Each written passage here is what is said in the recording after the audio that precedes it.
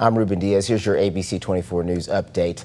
The man accused of shooting two people on the interstate over the weekend went in front of a judge today. Christopher Thomas faces attempted murder charges after a shooting near I-240 in Lamar left two people hurt. Both victims survived. Now, according to prosecutors, the shooting happened after Thomas got into a fight with the victims. Thomas has currently pleaded not guilty to those charges.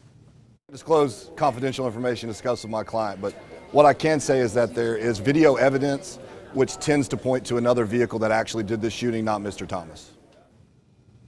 Now, Thomas is currently in jail on a $300,000 bond. As the case moves forward, he is expected to be back in court Thursday to see if he'll be able to post bail.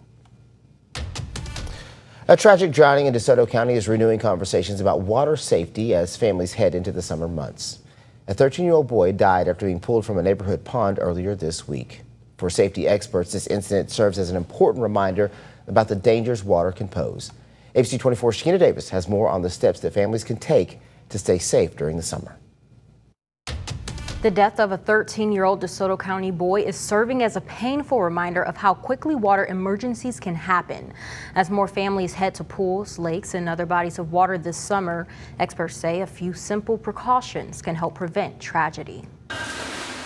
That's the sound of summer fun for many families. But water safety advocates say it can also serve as a reminder of the risks that come with pools, ponds, lakes, and rivers. This conversation has taken on new meaning for many in DeSoto County after a 13-year-old boy died following a drowning incident in a neighborhood lake earlier this week. I was coming home from work and I overheard that there was a young boy that was playing by the dock down by the lake, and apparently whenever he jumped off, or did a flip, that he never resurfaced. Authorities have not revealed the events surrounding the incident or what led up to it. Neighbors who live near the area where the incident happened says the news left them shocked and heartbroken for the family. Just initially very shocked. I felt so sad for the families. You know, I was praying for them all yesterday. I just can't imagine losing such a child like that, especially at such a young age. As families spend more time around the water this summer, YMCA officials say one of the biggest mistakes parents and caregivers can make is assuming someone else is watching. They encourage adults to keep their attention on the water at all times and to talk with children about water safety before they go swimming. The biggest mistake I think people make is assuming people are going to be safe, their kids are going to be safe. The Y has a great campaign this year called Phones Down, Eyes Up, which is just a reminder for parents and caregivers to make sure we're actually watching our kids in the water. Experts say these water safety practices are important in any setting, whether at home, a public pool, or natural bodies of water where conditions can change quickly.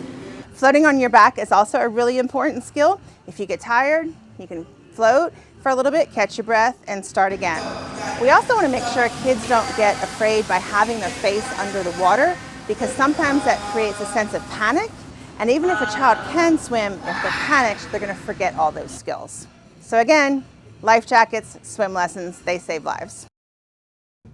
Fields says parents should also designate a water watcher, use Coast Guard approved life jackets, and make sure children ask permission before entering the water. In the studio, Shekinah Davis, ABC 24 News. All right, that's your ABC 24 News update for now. Thank you so much for watching. I'm Ruben Diaz.